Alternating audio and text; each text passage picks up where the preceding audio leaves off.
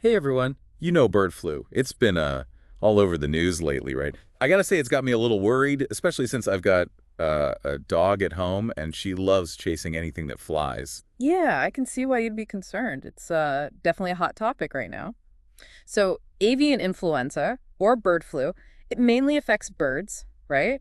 But it can sometimes spread to mammals, and that includes our pets. Right, yeah, that's what I'm worried about. Is it true that pets can get infected?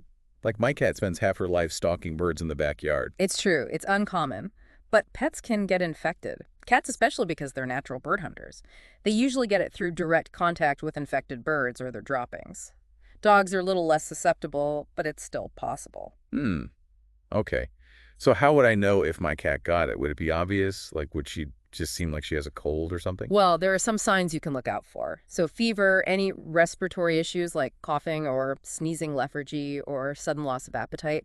Basically, if they're acting out of character and they've been around birds, it's best to take them to the vet. Got it. So straight to the vet, no waiting around. Better safe than sorry. Exactly. Early detection is key. Now, speaking of prevention, I've been hearing a lot about biosecurity lately. What does that even mean for everyday pet owners? Yeah, it sounds kind of intense, like something out of a sci-fi movie. Break it down for us. What do we need to do to keep our pets safe? It's not as complicated as it sounds. For dog owners, it's important to keep them on a leash, especially near water or areas with lots of birds. No more impromptu goose chases in the park. And for cat owners, well, keeping them indoors is ideal, but I know that's not always feasible. Yeah, my cat would definitely stage a protest, but I get it. Limiting their contact with wild birds is the main thing. What about food? Are there any precautions we need to take there? Absolutely. So make sure any poultry you're eating is cooked thoroughly, no more medium rare chicken, and definitely avoid giving your pets raw meat, especially poultry. So I should stick to her usual kibble then. Good to know. What about those cute little backyard bird feeders? I love watching the birds, but now I'm wondering if that's risky. You know, there's a common misconception that all birds carry bird flu. That's just not true. It's perfectly safe to enjoy your bird feeder and observe those feathered friends from a distance. Just make sure your pets can't get to the bird seed or any droppings. And like we discussed earlier, regularly cleaning their bowls and toys goes a long way. Okay, phew. I'm glad I can still enjoy my bird feeder without worrying. So it sounds like a lot of this just comes down to common sense. Good hygiene, being mindful of our pets' interactions with wild birds, and making sure we're all practicing safe food habits. You got it. Now let's shift gears a bit and talk about bird flu in humans. Should we be worried? Yeah, I've been wondering about that too. Is it something we should be concerned about in our daily lives? Well, human infections are uncommon, especially if you're not working directly with birds. But it can happen. The symptoms are actually pretty similar to what we see in pets. Fever, cough, sore throat, muscle aches, and in severe cases, difficulty breathing. It basically resembles the flu. So if I develop a cough after a day of bird watching, should I panic? No need to panic, but it's always best to err on the side of caution. Contact your doctor, especially if you've been around birds. Makes sense. I'm all for peace of mind. So are there any specific precautions we should be taking to protect ourselves? The good news is basic hygiene goes a long way. Washing your hand frequently, especially after being outdoors. And, as we've already discussed, avoiding close contact with wild birds as much as possible. So no more petting those friendly pigeons in the park. Probably best to admire them from afar. Good advice. Now, I know there are tons of myths floating around about bird flu. Can we take a minute to bust some of those? Absolutely, myth busting is one of my favorite activities. Let's start with a big one. Not all birds carry bird flu. It's easy to think every bird is a potential carrier, but that's just not true. So we don't have to be afraid of every pigeon we see on the street. Exactly. Just because some wild birds can be carriers doesn't mean they all are. That's a relief. What about backyard chickens? Is it automatically risky to keep them? Another common misconception. With proper biosecurity, measures the risk of bird flu from backyard chickens is actually very low. Okay, so responsible chicken ownership can really make a difference. Absolutely. Yeah. And here's one more myth to bust.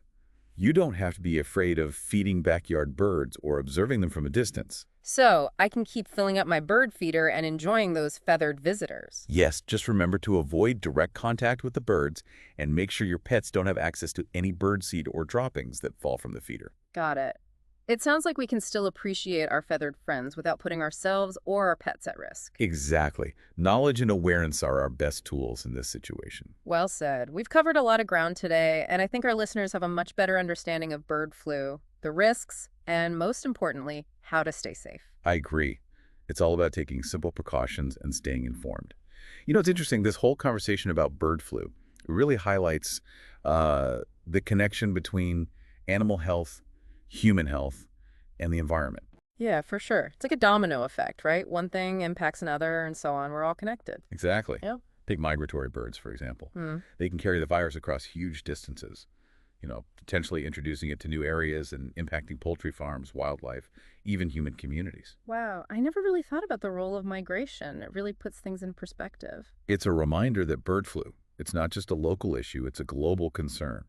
We need international cooperation and a holistic approach to, disease prevention and management. So what does that look like in practical terms? What kind of measures are being taken to address this globally? Well, there's several initiatives in place. Surveillance programs are really important for tracking the virus and identifying outbreaks early on. And then there's research into developing effective vaccines for both poultry and humans. And of course, public education is key, empowering individuals to take preventative measures. It sounds like a multifaceted approach is important here. We're talking science, policy, and public awareness all working together. Precisely. It's a complex challenge, but one that we can definitely tackle through collaboration and a deep understanding of, the interconnectedness of our world. This deep dive has been really eye-opening. I've learned so much, not just about bird flu, but about the whole ecological context. It's amazing how a seemingly simple topic can lead to so much discovery. It really is. Now, we've talked a lot about risks and precautions, but let's end on a more positive note. What are some of the success stories in bird flu prevention and control? There are definitely reasons for optimism. One of the most encouraging developments has been the advancement of poultry vaccines. In a lot of countries, widespread vaccination of poultry flocks has really reduced the spread of the virus and protected both birds and humans. That's great to hear. So it sounds like we're making progress. We are. And there's also been growing awareness of the importance of biosecurity measures, not just on commercial farms, but also among backyard chicken owners. People are being proactive, taking steps to protect their flocks and minimize the risk of transmission. So knowledge really is power in this situation. The more we understand about bird flu, the better equipped we are to protect ourselves, our pets, and the environment. Absolutely. And it's not just about prevention. There have also been incredible stories of resilience and recovery in areas that have experienced outbreaks.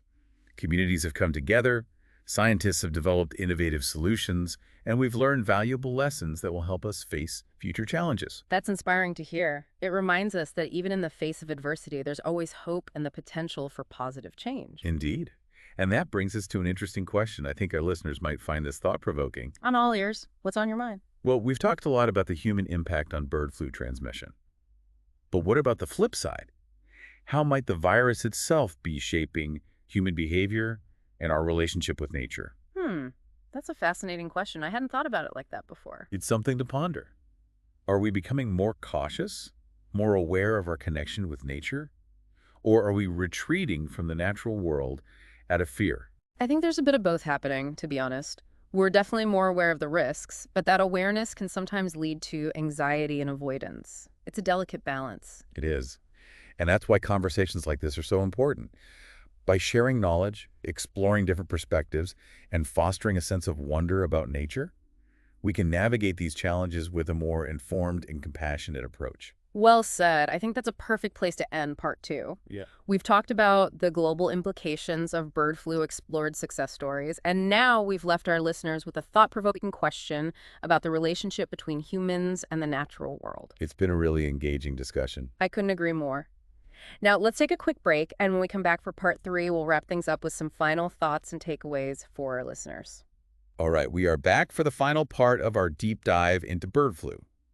It's been quite a journey, right? We've covered so much from transmission to the global impact and even some, philosophical questions about humans and nature. Yeah, it's been a lot of information, but hopefully valuable for our listeners. I think so. So let's bring it all together.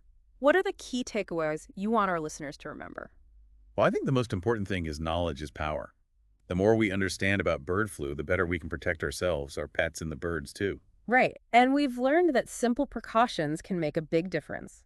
Like basic hygiene, keeping our pets away from wild birds, and cooking poultry thoroughly can really reduce the risk. Exactly.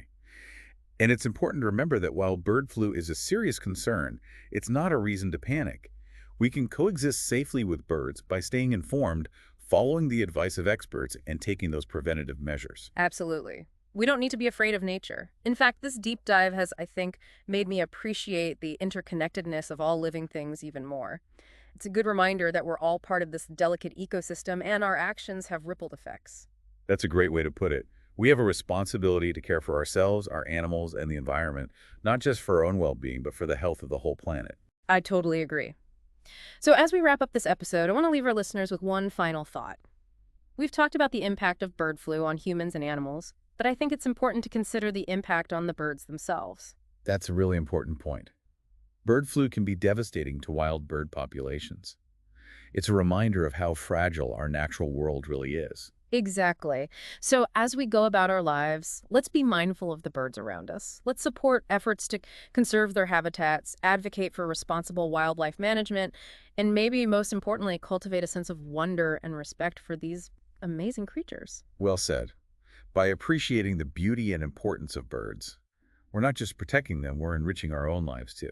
I think that's a perfect note to end on. It's been a fascinating and informative journey, and I hope our listeners have learned a lot about bird flu and how to stay safe, and also gained a deeper appreciation for the birds around us. It's been a pleasure discussing this with you and our audience. The pleasure was all mine. Until next time, stay curious, stay informed, and stay connected to the natural